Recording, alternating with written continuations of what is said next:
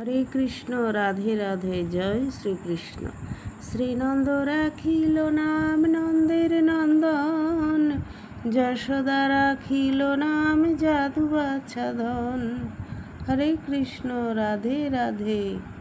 আজ বলবো গুরুদেবের এক কথা, অর্থাৎ বালাজি ব্রহ্মচারী। তিনি তার শিষ্যদের সঙ্গে কি কথোপকথন করছেন। তো তাঁর এক শিষ্য তিনি বলছেন যে, আচ্ছা বাবা, আমার একটি প্রশ্ন আছে, আপনি যদি তা সমাধান করে দেন তাহলে কিন্তু আমার খুব ভালো হবে। বললেন, বলুন কি প্রশ্ন। বলছেন যে, মানুষের জীবনের প্রধান উদ্দেশ্য কি? মানুষের জীবনের প্রধান উদ্দেশ্য কি? হ্যাঁ, এটা কিন্তু খুব দামি কথা, অত্যন্ত দামি কথা। মানুষের জীবনের প্রধান উদ্দেশ্য কি? মানুষের জীবনের উদ্দেশ্য কি শুধু খাওয়া, ঘুমানো আর রোজগার করা, সন্তান উৎপাদন করা, সন্তানকে বড় করা, এইসব? আর কিছু নেই? না, আরও কিছু আছে। সেটা কি? সেটা হলো জ্ঞান অর্জন করা। প্রত্যেকটি মানুষের জীবন ধারণের প্রধান উদ্দেশ্য হলো জ্ঞান অর্জন করা। এখানে প্রশ্ন হলো, কোন জ্ঞান অর্জন করতে হবে? এর উত্তর হলো সত্যাসত্য নির্ণয়। সত্যাসত্য নির্ণয় এ সম্পর্কে একটি ভালো শ্লোক আছে। সংসার স্বপ্নতুল্য হি রাগোদ্দেশাদি সংকুল, সকালে সত্যবৎ ভাতি প্রবোদেহ সত্যবৎ ভবেত। এই সংসার স্বপ্নতুল্য। কেন বলছেন গুরুদেব এই সংসার স্বপ্নতুল্য? তাহলে শুনুন। মানুষ যেমন ঘুমিয়ে স্বপ্ন দেখে, সেই প্রকার বাস্তব বলে কিছু নেই, মিথ্যাকেই সত্য বলে মনে হচ্ছে। যেমন ধরুন, কোনো রাজা স্বপ্নে দেখলেন যে সে ভিখারি হয়ে গেছে, আবার কোনো ভিখারি স্বপ্ন দেখলো যে সে রাজা হয়ে গেছে।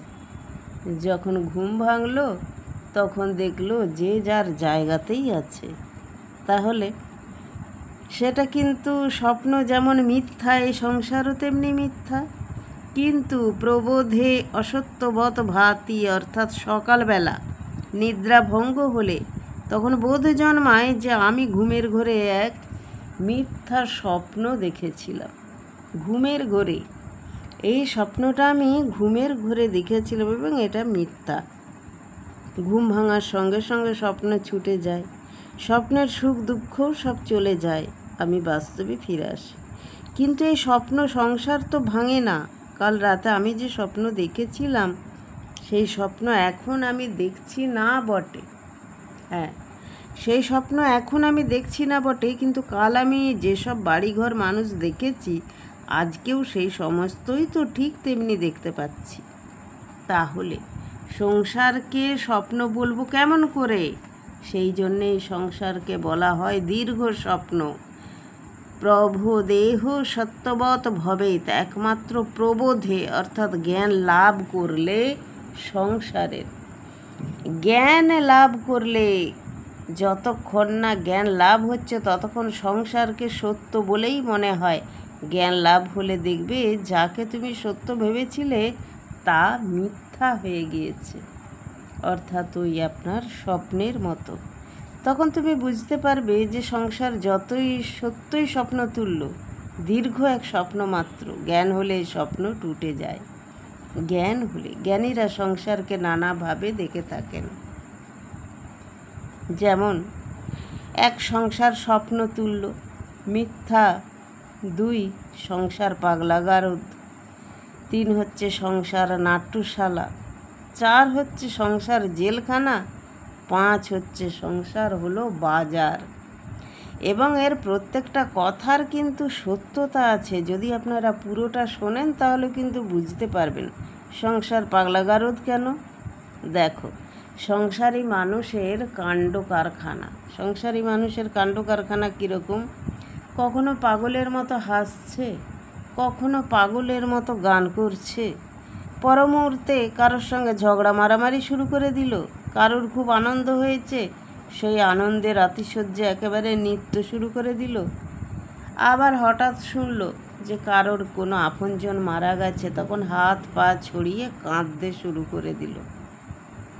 তাহলে এই যে দূরে দাঁড়িয়ে এই সংসারের কাণ্ড কারখানা যদি দেখতে পারো, তাহলেই বুঝবে মানুষ কেমন পাগলের মতো ব্যবহার করে চলেছে। সেই জন্যেই এই সংসারের নাম হলো পাগলা গারদ। আনন্দ হলে হাসছে, নৃত্য করছে, আবার কষ্ট হলে বুক চাপড়ে মাটিতে আছড়ে পড়ে কাঁদছে। তাহলে পাগলা গারদই তো, তাই না? সংসার নাট্যশালা কেন এবং কিভাবে? সংসারকে আমরা নাট্যশালা কেন বলছি? দেখো, যখন অভিনয় চলতে থাকে তখন অভিনেতা অভিনেত্রীরা রং চং মেখে সেজে গুজে রঙ্গমঞ্চে এসে দেখা দেয়। যার পালা যখন শেষ হয় সে তখন সাজগোজ ফেলে বেশভূষা বদল করে নিজের প্রকৃত স্বরূপ নিয়ে ঘরে ফিরে যায়। আমরাও এই রকম সাজগোজ করে থিয়েটার করতে এসেছি, নানা রকম সাজগোজ করছি, সংসার রূপ রঙ্গমঞ্চে থিয়েটার করতে এসেছি। আমরা কারোর পিতা সাজছি, কারোর পুত্র, কারোর কন্যা, কারোর মাতা, কারোর বধূ, কারো বন্ধু।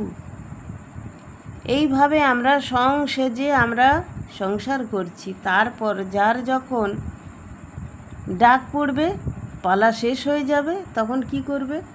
সব যে যার ওই পোশাক আশাক খুলে ফেলে দিয়ে আবার চলে যেতে হবে, তাই না? তখন কোথায় রইল পতি, কোথায় রইল পিতা, কোথায় রইল পুত্র, কোথায় রইল কন্যা? কেউ কোথাও নেই। থিয়েটারের দেখো, কেউ রাজা সাজছে, কেউ মন্ত্রী, কেউ শত্রু, কেউ বা মিত্র। কেউ কিন্তু পালা শেষ হওয়ার সঙ্গে সঙ্গে সাজ পোশাক ফেলে যে যার ঘরে চলে গেল, তখন আর কোথাও কিছু রইল না। সেই জন্যই সংসারকে বলা হয় নাট্যশালা।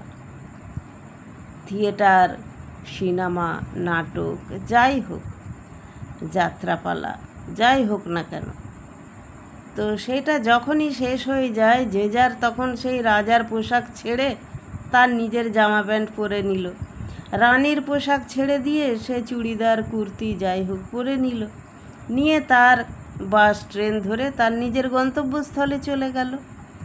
এইখানটা কিন্তু ফাঁকায় রয়ে গেল। তাহলে মানুষেরও ঠিক যদি আপনারা ভাবেন, তাহলে কিন্তু দেখবেন যে সত্যি সংসার কিন্তু একটা নাট্যশালা। আমাদের যেই নাটক শেষ হয়ে যাবে আমরা তখন সব ফেলে দিয়ে চলে যাব, তাই না? সেই জন্যই গুরুদেব বলছেন জ্ঞান আহরণ করতে। যার জ্ঞান হয়ে যাবে না, সেই সংসারটাকে আর মনেই করবে না কিছু। কেননা এই সংসারে আমরা এসেছি নানা রকম কর্ম করতে। কর্ম শেষ হয়ে যাবে, যে যার গন্তব্যে চলে যাবে।